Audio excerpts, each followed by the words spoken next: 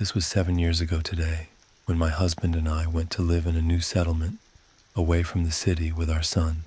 Actually, due to in-laws problems, we got fed up and took a separate rented house. Living in a giant family had become unbearable. Wasim had proven to be a very tough-tempered person from the beginning of our marriage. His only joy was good food. It seemed that I was no more than a maid in his life.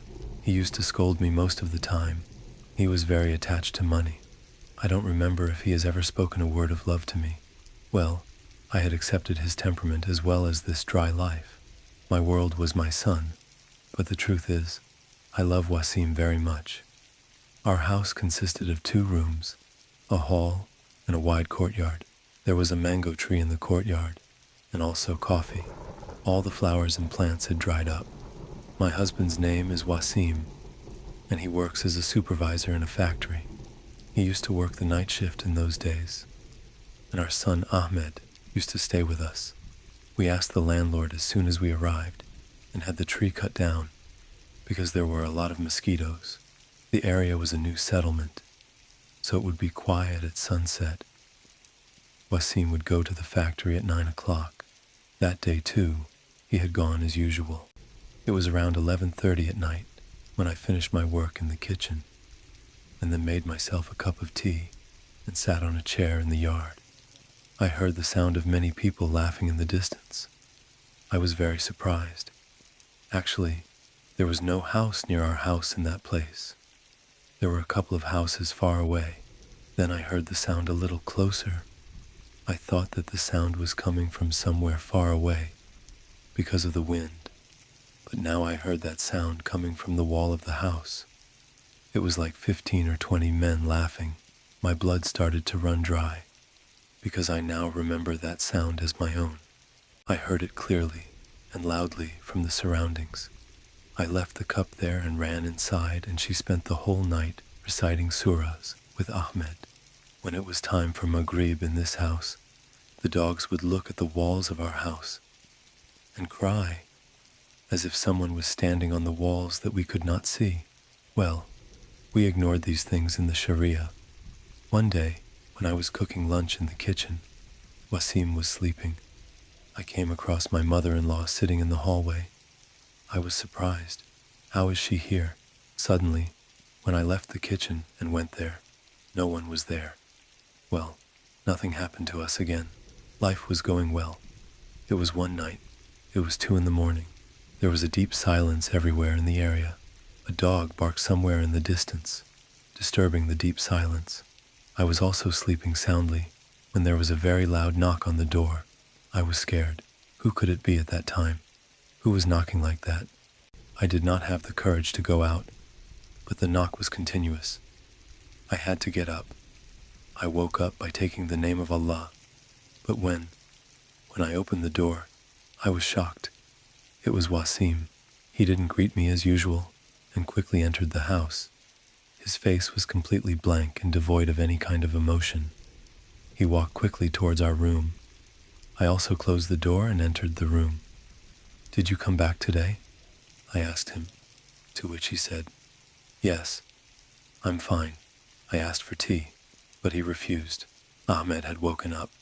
I made him milk and returned. Ahmed was in Wasim's lap and they were playing. I gave him milk. Wasim used to be quite talkative, but that night he was completely silent. All his attention was on Ahmed. He was engrossed in it. Then he pulled me close to him. When I opened my eyes, it was 12 o'clock in the afternoon. I had never slept so late. At the same time, Wasim was sleeping on his back. Ahmed was not there. I ran outside. Ahmed was crawling in the courtyard and playing with someone in the air. I immediately picked him up. In the evening, Wasim woke up. When I asked about his health, he shrugged his shoulders and said, "What happened to my health? I am completely fine." I was very surprised. After a few days, I opened my eyes at 3 o'clock in the morning. Ahmed was not there. His voice was coming from the veranda. I ran and went. Wasim was sitting on the sofa with him in his lap and playing. "You, PP, how are you early today?" I asked. He didn't say anything and got up and went to the room. I also came there. "What's the matter? Are you worried?" His eyes were red like glowing embers. I felt scared for the first time today, looking into them. Ahmed fell asleep in no time. I felt that Wasim was in some serious trouble, that he was not telling me. I hugged him and asked him affectionately, "What's wrong with my head?" He said nothing, but he hugged me tightly in his arms, which made me feel a bit uncomfortable.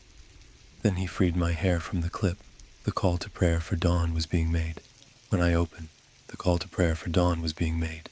When I opened my eyes, I turned around and found that Wasim was not there. I thought that he must be in the washroom and lay down to wait. If he did not come, I got up worried and went outside. Suddenly I bumped into Wasim. He had suddenly appeared in front of me. I screamed, to which he smiled and took my face in both his hands. "What happened, honey?" He spoke with so much love and tenderness that I just stared at him. Till today, he had not made me feel this love. I could not believe it. He was Wasim. My eyes became moist. He hid me in his chest. He said, so nothing but he grabbed me by the arms, which was starting to hurt me. Then he freed my hair from the clip. The call to prayer for dawn was being made when I opened my eyes and turned around. But Wasim was not there. I thought he must be in the washroom and lay down and started waiting. He did not come, so I got up, worried, and went outside. Suddenly I bumped into Wasim. He had suddenly appeared in front of me. I screamed on, which he smiled, and took my face in both his hands. "What happened, honey?" He spoke with great love and tenderness. I just stared at him. Till today, he had not made me feel this love. I could not believe it. He was Wasim. My eyes became moist. He hid me in his chest. He said, "I know you are very lonely. I will give you so much love that you will forget all your sorrows. How innocent you are and how lovely. There is no sadness on your innocent face. All the pleasures of life will be good." But that voice was not Wasim's. It was the voice of another man. I looked at him with surprise. He kept looking at me without any expression. My sixth sense came into action. I felt something wrong, but I could not understand anything. I remember those days when I had just woken up. It is true that a woman only wants love from her man. It had also had a good effect on my health. 3 months had passed. Wasim was still there, so it was the same. But I was beginning to believe that he really loved me. In fact, I was living between the two of them, unaware of the truth. I had been suspicious for a while, but I was convinced that he really loved me. I was in Wasim's arms and he was lovingly stroking my hair when the doorbell rang and he went outside to see. It was the last watch of the night. When he returned, he was wearing boots, while he had left without shoes. "Oh, it's so cold outside," he muttered while taking off his shoes. "Who was it?" Wasim asked where he was. He said carelessly, "Who was it outside?" "I was outside. Who else are you? You have become so lazy that you have left the door of the house open and are resting here. What are you doing all day long when you can't even do that much?" He kept muttering as usual, but my mind was somewhere else. "Why did you go out with the door closed?" "Wasim, what do you mean? You were at work. You don't know what, but you had just come. At night." I started trembling with fear. I told Wasim everything, on which he fell into deep thought. "Well, don't worry. You were encouraging me, but you yourself were worried." A few days passed like this. I begged Wasim every day not to leave me alone with a child like this, or my in-laws will leave me again. We will go and live here. But Wasim did what he had to do. He ignored my tears and left me alone in this hell. He used to say, "Don't worry, nothing will happen. I will do something soon." Then nothing happened to me. The night passed peacefully. In the morning, Wasim would come. But I can't tell you how much fear I was living in. In those days, one day, Wasim brought a Maulana to the house and had him do ablution. We were now at peace, but one thing was still there. Ahmed was still there. I was talking to someone and playing. I was a mother. I understood that my child had also become a person on the other side. This was our last night in this house. Everything was arranged. We were going to leave here tomorrow morning. It was a stormy night. It was raining heavily. Lightning flashed intermittently, illuminating the entire courtyard. My eyes were opened by the loud thunder of the clouds. The room was dark. There was no electricity due to the rain. In the flash of lightning, I tried my best to find a flashlight, but I couldn't find anything. While walking, I bumped into something. I screamed that someone had put a hand on my mouth. Shh. Slowly our Ahmed will wake up. It was the same voice. I started trembling with fear. She kept reciting Ayatul Kursi. She left me and sat on the bed. I could feel everything. Nothing was happening. I felt like I was going to die out of fear. She sat next to my child. I ran and picked up Ahmed and started reciting the surahs. Don't run. I like this child very much. I won't harm him.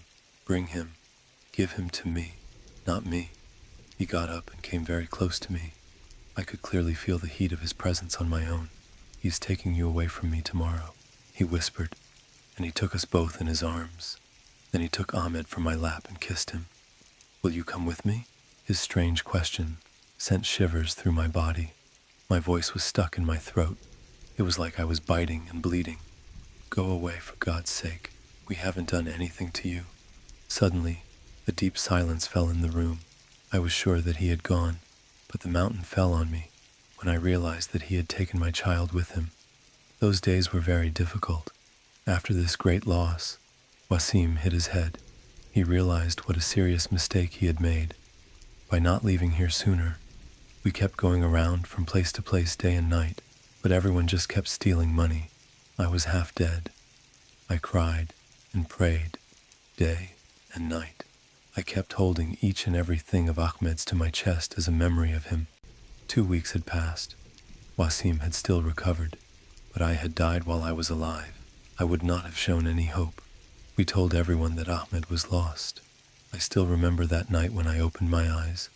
A piece of my liver was in my heart. Thank you, my Ahmed, lying by my side. It was a cool pre-winter night, and I was visiting my young life home in the open country.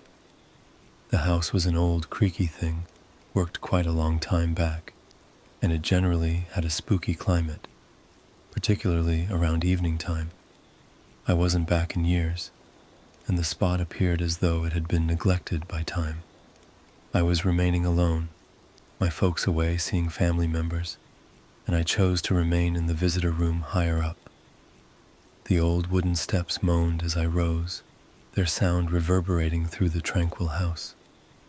As I sunk into bed, the breeze cried outside, and I pulled the thick covers more tight around me, expecting to safeguard myself from the virus. In any case, notwithstanding the glow, a feeling of disquiet started to get comfortable, the pit of my stomach. Around 12 p.m., I woke to a weird commotion, a weak tapping sound, practically like fingernails against wood. It was coming from the loft, a spot that had consistently made me self-conscious. My folks had consistently told me not to go up there, that it was excessively dusty, excessively perilous. Be that as it may, now alone in the house, my interest outwitted me. I chose to explore. As I ventured into the passage, the house appeared to moan and move around me. The tapping sound proceeded, however presently it was stronger, more resolute. I took a full breath and strolled to the upper room entryway. It was old, the handle rusted and cold to the touch. With a shaking hand, I turned the handle and pushed the entryway open. What I saw inside was sufficient to freeze my blood. The upper room was dull, yet there was a weak shine coming from the corner. I drew nearer, my heart beating in my chest, my legs shudder with fear. There, in the corner, was an old recliner, tenderly influencing to and fro, regardless of there being no breeze. The tapping sound had halted. However, the air felt thick with something unnatural. As I remained there, attempting to get a handle on how the situation was playing out, I felt a cool breath on the rear of my neck. I twirled around. yet nobody was there. Out of nowhere, the rocker quit moving, and I heard a voice, a murmur, scarcely discernible, however unquestionable. It was my name. I ran. I ran down the steps, not thinking for even a second to think back. The house appeared to surround me, the walls squeezing in as though the very constructing was alive. My breath came in short wheezes as I hammered the entryway behind me and staggered out into the yard. The night air was cold and gnawing, yet it was a help contrasted with the stifling climate of the house. I didn't return inside that evening. I spent the other hours in my vehicle, too alarmed to even think about getting back to the house. The tapping sound actually reverberated to me, and the murmur of my name followed me any place I went. To this day, I don't have any idea what I experienced that evening. In any case, I know one thing without a doubt. That house was not vacant, and it had mysteries that ought to never have been upset.